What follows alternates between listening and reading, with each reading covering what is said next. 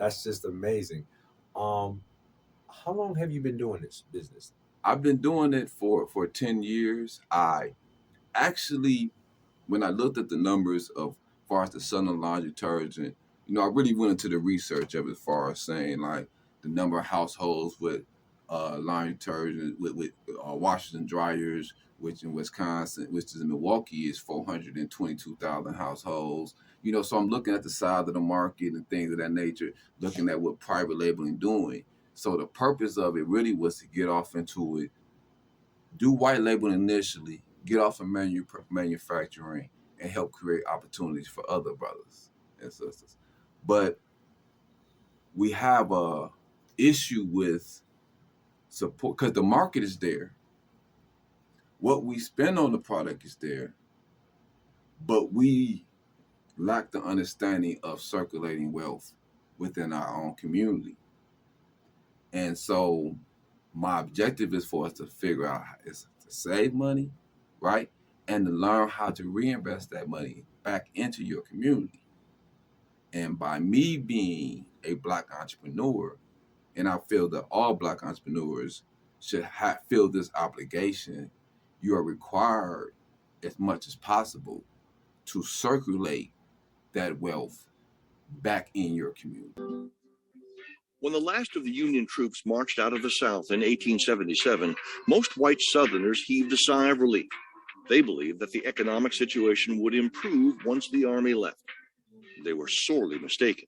Well, of course, poor whites were devastated by the war like anyone else. Much of their land had been marched over and destroyed, tools, crops, animals, bridges. Many were thrown into poverty by the war. There's a high death rate, of course. In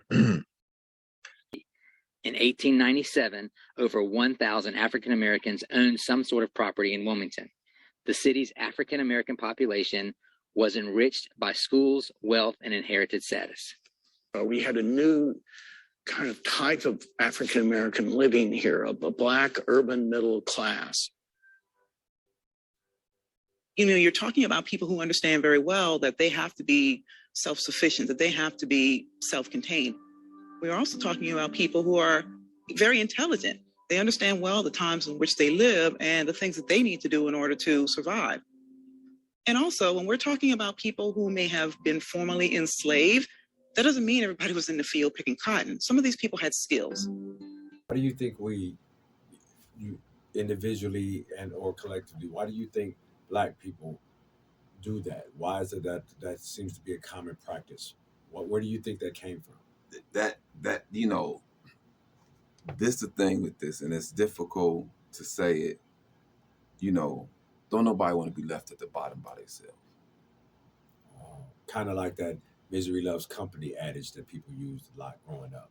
Exactly. Okay. And we're basically bottom feeders. We're at the bottom economically. We're at the bottom, and we're striving to get more than the next one of us, or we're striving to get away from the rest of us. And where do you think we got that practice from? Or where do you believe, based upon your self-imposed re-education process, where do you think that practice came from with us? We was taught to value them. We was taught to value their communities, right? So therefore their community is perceived to be better. It's perceived because we don't understand that we have shaped communities. This is the problem. If you don't understand your history and you don't know about resurrection, the Reconstruction period, if you don't know about the communities we built, right, and you just looking at your current condition, I was taught you was enslaved, and then you look at your current condition. You see, so now everything is ours. I'm blaming everything is ours. It's everybody else's responsibility because I don't know my own capabilities. So my thing is understand our own capabilities, take accountability for our aspect, what we contribute to racism towards ourselves. Wow, that's a powerful statement. So, based upon that, could you go a little further and explain to the people listening and watching you exactly why is it important that we as a people learn the importance of learning how to go back to being a community of one? Because you alluded to that there was times where we did that. So can you expound upon that a little bit more? Give us some examples of different communities that actually showcased and thrived. Well, you have North Carolina, right, where during the time of slavery, slave hiring was prevalent. So when slavery ended, blacks had a lot of skills, and you also had the brother that created the peanut, George Carver.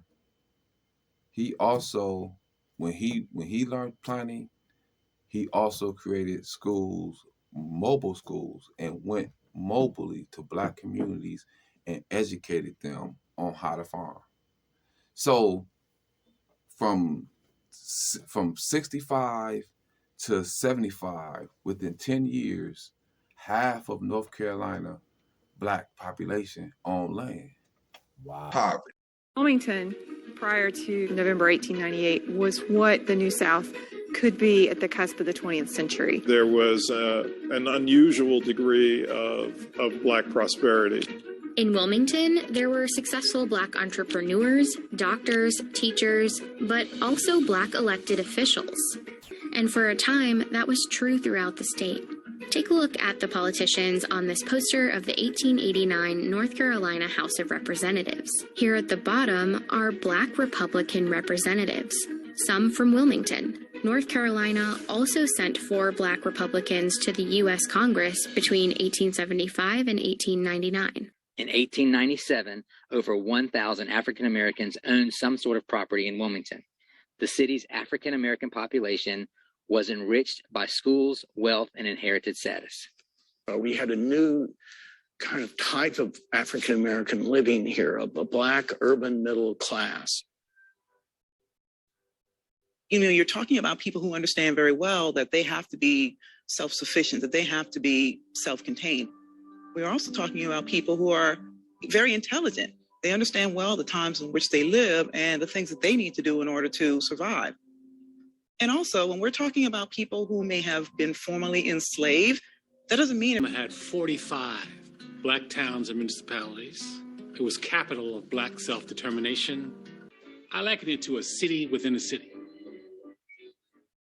Greenwood itself is an area of nearly 40 square blocks with individual neighborhoods, individual churches that have their own parishes. About 40 to 45 blocks of a residential community with a business district. Many African American communities in the United States were thriving in the 1910s and 20s. But the high level of home ownership in Greenwood made Tulsa's Black District distinctive. Now, for some white people, a black person with any wealth, then as well as today, is something that created jealousy. Because of this situation in the South in the post-war period. Burdened by debt and overcome by their resentment of landowners' power, poor whites became angrier and angrier.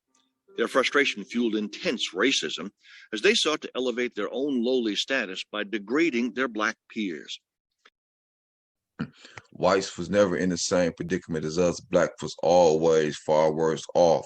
The difference is that whites fail to understand that their oppressors has always been the elite Anglo-Saxon white.